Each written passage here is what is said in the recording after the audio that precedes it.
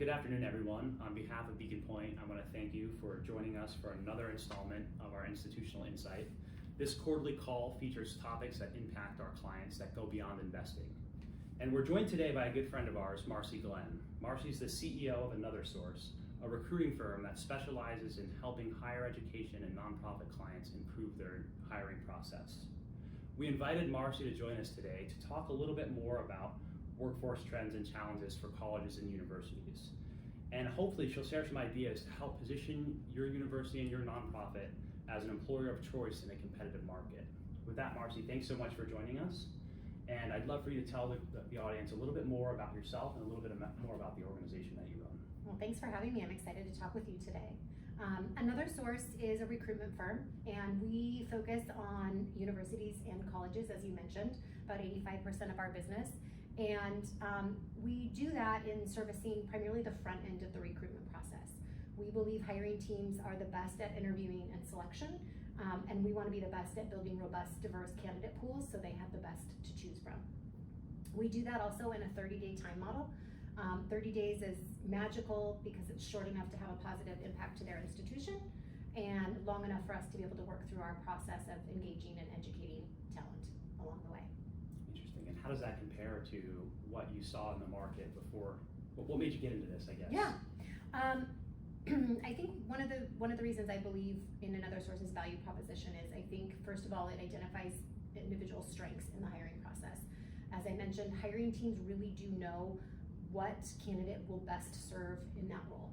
They need to make sure that they have the best to choose from, and most hiring teams aren't great at engaging, attracting, and educating talent. That's not their day job. So if I can focus on that piece and I can use their strengths of interviewing and selecting the best candidate, it frees us up to be both doing what we're good at. As such, our specific niche in the market is that we focus on mid-level positions. So, for lack of a better word, the workhorses within the organization, and roles that critically impact the organization's workload if left unfilled. And so by focusing on the front end of the recruitment model, focusing on mid-level positions, we've designed a fee structure that is between $5,000 and $10,000. Often those positions in the mid-level part of the organization don't have search dollars set aside to help fill them, and that's where we answer the market. Interesting.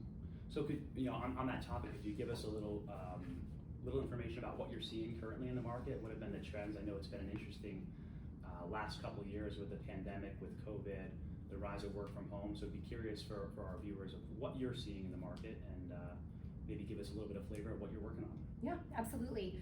So really across the nation, we're seeing a lot of the same, and a few headlines driving curiosity and anxiety in the hiring process. So from a higher ed and nonprofit standpoint, we're seeing a mass amount of retirements. I think it was 3 years ago, there was a statistic that higher ed would lose 50% of their workforce over the next 5 years. So we're midway through that 5-year forecast, and there isn't a hiring team that I talked to that hasn't lost someone in the last 6 months, if not more, due to retirement. So that's real. That's a real issue that higher ed and colleges, universities, and nonprofits to a degree are experiencing. The second piece is we're starting to see some budget cuts, and that's in some institutions driven by lower enrollment, driven by some inflation pieces that they're dealing with, cost more to employ, and we're also seeing some wage growth in there as well. That is making it challenging for universities and colleges to recruit top talent when money's being thrown around to get people to accept. Things that we're seeing that we didn't see in the last 12 months that we're seeing now, we're seeing layoffs. Those layoffs are impacting the hiring process in a different way, and I know we're going to talk about that a little bit later. Where it's impacting us now is headline-driven versus data-driven. The other thing that isn't being talked about quite as much is we're just coming on the brink of a population shortage. So not only do we have a labor shortage that we've all been dealing with, but now we're on the brink of a population shortage that's going to impact not only the labor, available labor, but the labor force participation rate. Can you talk a little bit about the headline, what's headline driven versus what's data driven in your experience? And Yeah. Maybe some information there. I think we all see the headlines, so it would be great to understand that in a little more detail. Yeah, and I think I want to make sure that I present this in the way, Jesse, you and I were talking beforehand. You know, your day job isn't in recruiting. Every time you see an article about layoffs or unemployment or quit rates, you're not going to dive in and read every one of those articles. It's not relevant to you. Rather, you see the headline, and so that seed gets planted. And when you enter into a hiring process or a recruitment conversation, that headline is there. So I think a couple of things that I would, highlight around quit rates, layoffs, unemployment that are important to keep in mind. Right now, we're at 3.4% unemployment. That's the lowest it's been in 50 years. In April, there was 253,000 job gains. Pre-pandemic levels averaged 200,000.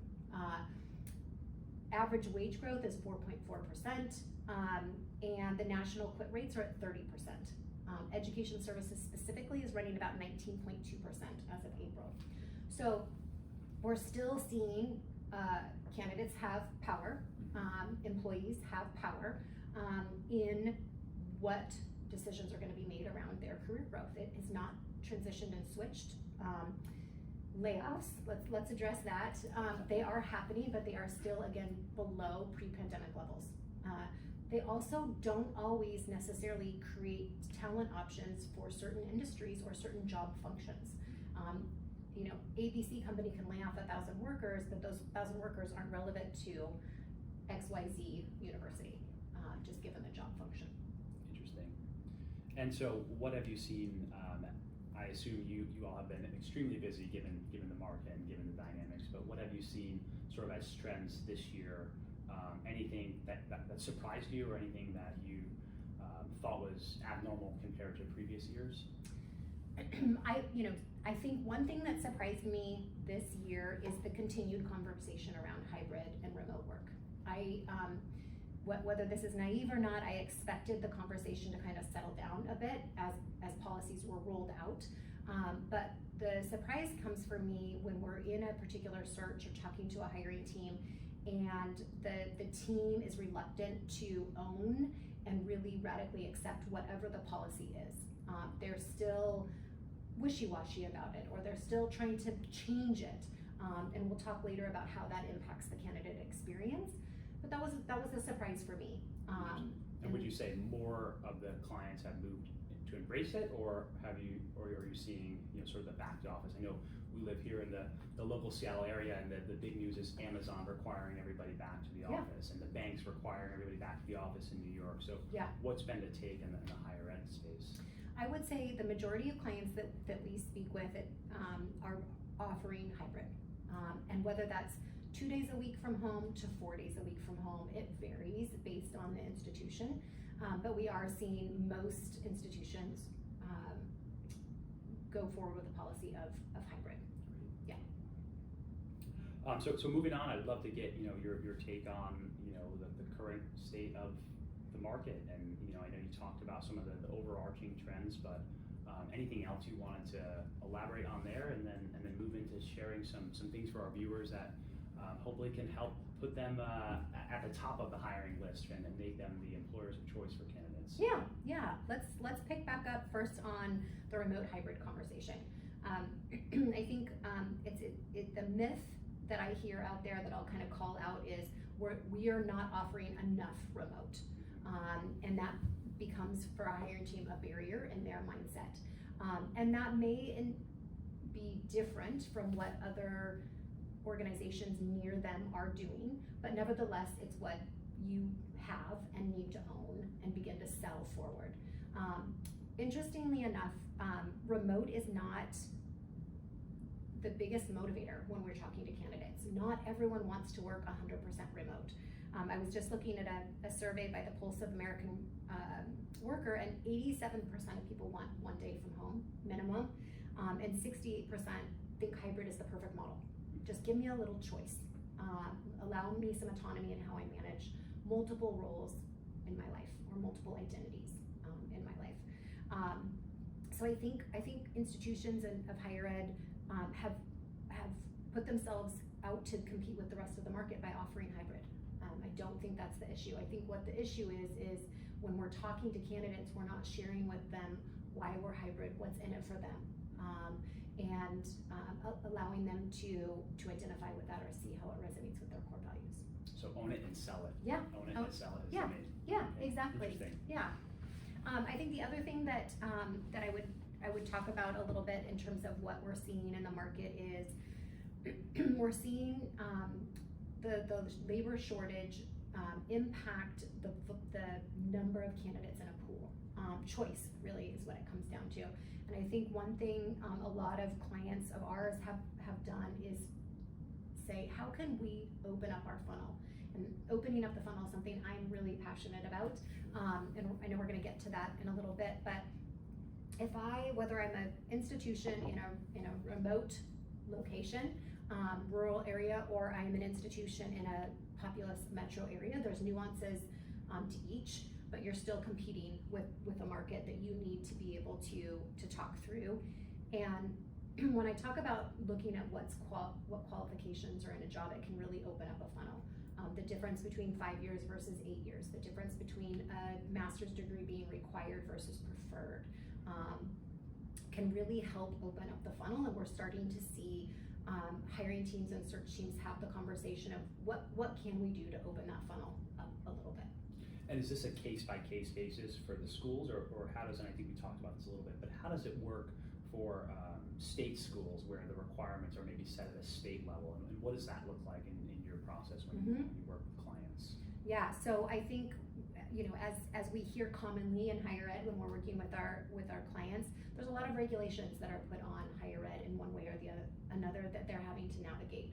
And so at times, they may not be able to change a requirement, but they can loosen a requirement, or they can move it into a different classification in order to achieve that goal, which is what we're starting to see, just given the demand for talent that's needed and the lack that's out there. And back to the theme, the idea of opening the funnel, what are some other ways that you've seen that work, or you work with your clients to do that? I think that's a huge overarching theme across all industries that I think we can use from an employer standpoint to help attract talent, but would love to get some additional thoughts there. Yeah, so I think one of the things that I really feel strongly about is what's in control of the hiring team. I don't want your viewers to walk away and think, gosh, I have to go radically change a policy in order to open up my recruitment funnel. I think there's a lot of things that a hiring team or search committee can do to open that funnel and create choice into their recruitment funnel. One of them specifically is cover letters. I'll come back to that here in just a second. Being able to market their hybrid policy. So if I'm in a metro area where there's a high cost of living, and I'm not telling people out when I go out to market with my job posting, or when I'm sharing the opportunity that this position is 3 days at home, 2 days in the office, I am assuming that people are thinking that they're gonna have to commute in. And so you get into the cost of living issue. Same with a rural university on that standpoint. If I'm only having to commute to campus 2 or 3 days a week, well, that changes the geography that an applicant might be willing to apply. Maybe it's not a 25-mile radius, maybe it's a 50-mile radius, and now your funnel is starting to open a little bit. Circling back to cover letters, as people get to know me and as you've gotten to know me, I'm pretty passionate about thinking that cover letters are a barrier to the recruitment funnel. I always like to say, even just you and I here, by the time we get done with our day, by the time we get done with our personal responsibilities, let's say it's 9 p.m. tonight, and I decide I want to go out and look for a couple of opportunities, and now before I can submit my resume that I've worked hard to create, I have to write a cover letter. All of a sudden my funnel starts to go like this. So we're requiring someone to write a cover letter about a job that they haven't had a conversation with. Most of the time a job that has, starts with the word the incumbent will, and submit it and be viewed on it when maybe the writing isn't a core responsibility of the position. So I think it's a big game changer when organizations can say, what am I really trying to assess by the cover letter, and can I assess that at a different point in the interview process? I'm not saying what would be an example of that? Yeah, okay. Let's talk about let's talk about finance, since that's where you and I spend a lot of our time. You know, finance manager or an AVP of finance and administration. How about, you know, after you've had your first or second round of interviews, and you want to assess how someone communicates written, but you also want to assess their ability to communicate with stakeholders that are maybe non-finance individuals, which is what that role does consistently across campus. How about giving them a situation and asking them to write 2-paragraph memo that would be distributed across campus, as an example? Give them something directly relevant to their area of expertise, and something that they could take into context after learning about your organization and how they might take a different tone in that memo, and things that they might choose to share or not share in it. Interesting. Yeah, I think that's an interesting take. And cover letters seem to be something of the past. You know, when you used to mail your resume in person. Yeah. Dear sir or ma'am, and I totally agree with you on your take now that I think it's hard to write about an organization based off of the job description that, you know, maybe vague by design, maybe vague because they're not sure exactly what they're looking for, what they want, and so I think that's a very interesting take that our viewers can hopefully, you know, immediately make that change, because I don't think it should be required if it's not helpful in the search. Yeah, and again, I'm a fan of assessments and variety in the interview process to vet out different strengths and weaknesses of a candidate. I'm a big fan of that. What I'm trying to not do is close my funnel. I'm trying to get those individuals into my funnel so I can learn about them and assess them. If I close my funnel, I may never get the chance to assess or engage some of those individuals that I may have really wanted to.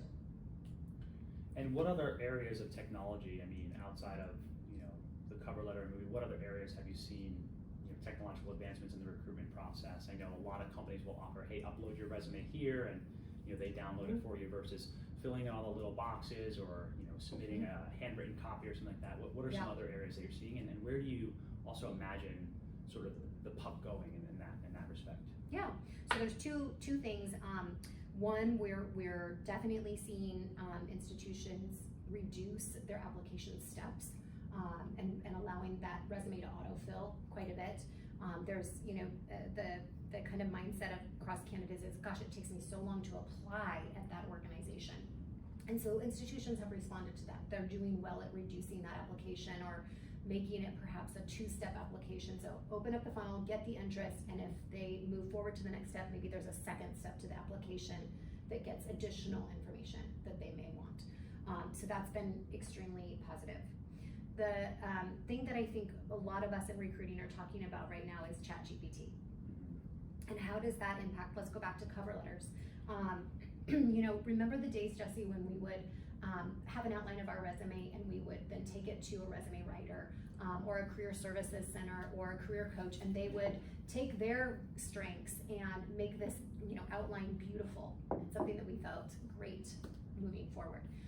That's essentially what ChatGPT is doing for resumes and cover letters right now, and it really isn't any different. However, it feels different because the word technology is associated with it. I think that ChatGPT can be extremely helpful in creating a little bit more equity in the process. So, for example, let's stay on that finance beat that we're on. If I am a fabulous AVP of finance and administration, and writing just isn't a core strength of mine, yet I'm asked to write a cover letter, if I can use ChatGPT to help me write that cover letter, maybe I won't be disqualified if that cover letter is required, and now I can have a conversation, and now I have more equity, versus candidate B, maybe they're a passionate writer in their spare time and can write a marvelous cover letter. Tell me, you know, how someone with a writing strength and someone without writing strength, why they both shouldn't be looked at and assessed in the same way for that particular role of the AVP of Finance and Budget. Yeah, interesting.